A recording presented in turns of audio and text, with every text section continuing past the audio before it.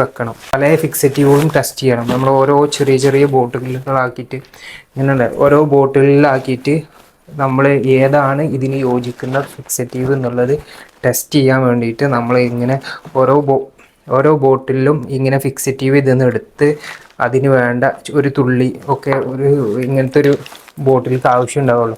ആ ഫിക്സറ്റീവ് പല ഫിക്സറ്റീവും നമ്മൾ ഒരു സ്മെല്ലിൽ ആഡ് ചെയ്തുകൊണ്ട് നമ്മൾ നോക്കും ഇതിലേതാണ് ലാസ്റ്റിങ് കൂടുതൽ സ്മെല്ല് മാറുന്നുണ്ടോ, എന്തൊക്കെയാണ് ഈ ഫിക്സറ്റീവ് ഉപയോഗിക്കുമ്പോൾ ഓരോ ഇതിനും വരുന്ന മാറ്റങ്ങൾ നോക്കിയിട്ട് ഇതിലേറ്റവും ബെറ്റർ റിസൾട്ട് തരുന്ന ഫിക്സറ്റീവാണ് നമ്മളൊരു സ്മെല്ലിന് വേണ്ടി സെലക്ട് ചെയ്യുക.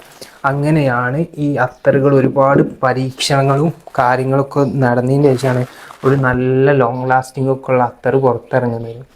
പിന്നെ ആ പുറത്തിറങ്ങിയ അത്തറിനെ എമിറ്റ് ചെയ്ത് ഒരുപാട് സാധനങ്ങൾ ഉണ്ടാക്കാൻ കഴിയും. പക്ഷെ അതിന് ആ ലാസ്റ്റിങ് കിട്ടിക്കൊള്ളുന്നില്ല.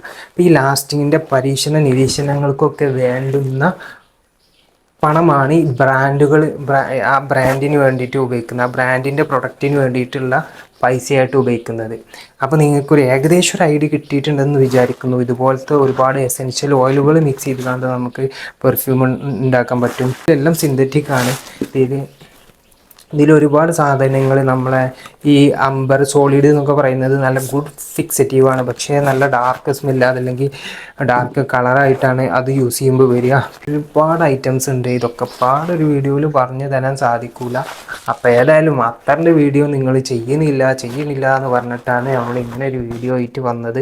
അപ്പോൾ ഇതൊക്കെ ഒരു ചെറിയ പരീക്ഷണത്തിൻ്റെ സാധനങ്ങളാണ്. പിന്നെ അതിലേക്ക് ആഡ് ചെയ്യുന്ന കളറുകളുണ്ട്. ഇപ്പോൾ നമ്മൾ ഇപ്പോൾ പല കളറുകൾ കിട്ടാം, ഈ നീല കളർ കിട്ടാൻ ഇതൊക്കെ ഈ കളറുകൾ ആഡ് ചെയ്തിട്ടാണ് ചെയ്യുന്നത്.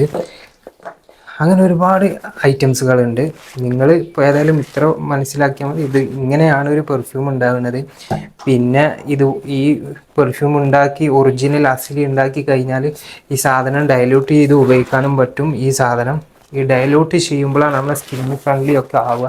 അതല്ലെങ്കിൽ ഇതൊരു മീഡിയം സൈസ് ഡയലൂട്ട് ചെയ്തിട്ടില്ലെങ്കിൽ ഭയങ്കര ഡാർക്ക് സ്മെല്ലും അതുപോലെ തന്നെ സ്കിന്നിന് അലർജി കാര്യങ്ങളൊക്കെ വരാൻ സാധ്യതയുണ്ട്. പിന്നെ ഇത് ബെൻസോയിൽ എന്ന് പറയുന്ന സാധനം നമ്മുടെ സ്കിന്നിൻ്റെ വരുന്ന ചൊറിക്കും കാര്യങ്ങൾക്കൊക്കെ ഉപയോഗിക്കുന്ന മെഡിസിന് വേണ്ടി ഉപയോഗിക്കുന്ന ഒരു കെമിക്കലാണ്. അതൊക്കെയാണ് നമ്മൾ സോൾവെൻ്റായിട്ടും ഈ ലോഷനുകളിലൊക്കെ നമ്മൾ ഉപയോഗിക്കുന്ന സാധനങ്ങൾ.